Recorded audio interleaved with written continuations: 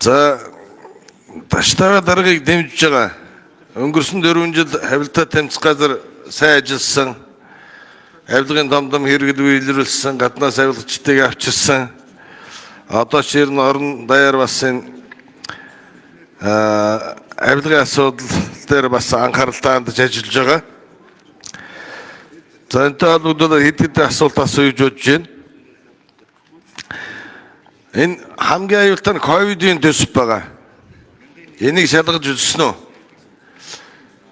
Би ковидын дөрөөрөнд ажиллаж байсан тухайн эрүүл мэндийн дадлын ерөнхий газрын тайлангийн зөрүү нь 267 тэрбумаар зөрж ирсэн.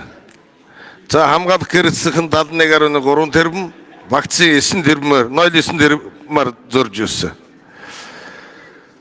За дараагийн асуудал нь улс төрийн аль нэг танаа мөрдөгчд комиссаруудад улс төрийн намын аль нэг намын нөлөөлөлд автаж одоо хэлмэгдэлсэн улсууд байна уу? Энэний тооцоо байна уу? Цагаатах ажлыг яаж зохион байгуулж байна? За дараа нь би Баян-Улгийн аймгаас сонгогдсон төлөөлөгч их хурлын гишүүний хувьд энэ тендертэй холбоотой юм бол маш их байдаг. Олон жил дамжиж явдаг. Засагаас улсаас одоо төсөв баталж өгдөг. Аль нэг удирдах ажилтны нөлөөлөлд ороод тэгээд улсын ажил салгардаг. Жишээлбэл одоо Хөггөтл Совоогогийн чиглэлийн 600 сая төсөвтэй Члэн кабелийн төсвийг 21-нд тавьсан. Одоо хүртэл ашиглалтанд ороогүй. Том албан тушаал нөлөөлөх компани авсан. За хоёрдугаар хотхорын нөөцний урхай эмнэлэг гэдэг тухайд 265 сая төгрөгөөр ингээд төсөв батал 85 сая төгрөг төсөв батлагдсан.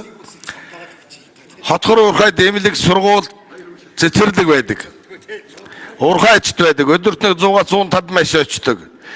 Энэ эмнэлгийн бариагийн улмаас энэ хойшлогдоод одоо нэг 7-8 жил болж байгаа. Эмнэлгийн дадан богдох чаданд өрсөн. Одоо төсвнөөс сөрөө тэрбум хэдэн 600-700 сая болсон. Мөн Ногоон Урсумын биеийн тамир спорт комплекс байгаа бас. 6-7 жил болж байгаа. Мөдлөг төсвийн эхлээд тэрбум агс байсан одоо нэг бараг 20 тэрбум болсон. Ийм юунуудыг шалгадаг байрна. Бас төсөвтэй хяналт хийдгүү гэдэг асууя. За ковидын үеийн асуудлуудыг бол нэг үрчлэн шалгаад эхнээс нь шийдвэрлээд явж байгаа гэж бол ойлгож байна. За манай комиссарууд хэрэгтөв одоо ороосон хууль бусаа шалгасан цагаатах ажил гэхээр манад ерөнхийдөө бол одоо хэрэг бүртгэл мөрдөн байцаалтын ажиллагаа прокурорын хяналтанд явагдаж идэг. Ингээ одоогоор одоо яг одоо хүний хэл сэргээр асуудал үүсгэсэн асуудал манай байгууллагын хэмжээнд бол гараагүй байна. За Баян-Улгийн аймагт үйлдэж байгаа авилгын хэрэгүүдийг шалгаж ийнө гэдэг асуулаад нийтдээ Баян-Улгийн аймаг өнгөрсөн жилд Баян-Улгийн аймаг дээр 78 хэрэг авилга албан тушаалын гэмтэрийг шалгагдсан байна. За энэ ингээд таны сая ярьсан энэ тендертэй холбоотой асуудлыг нягтлж үзээд эргээ танд хариу өгье.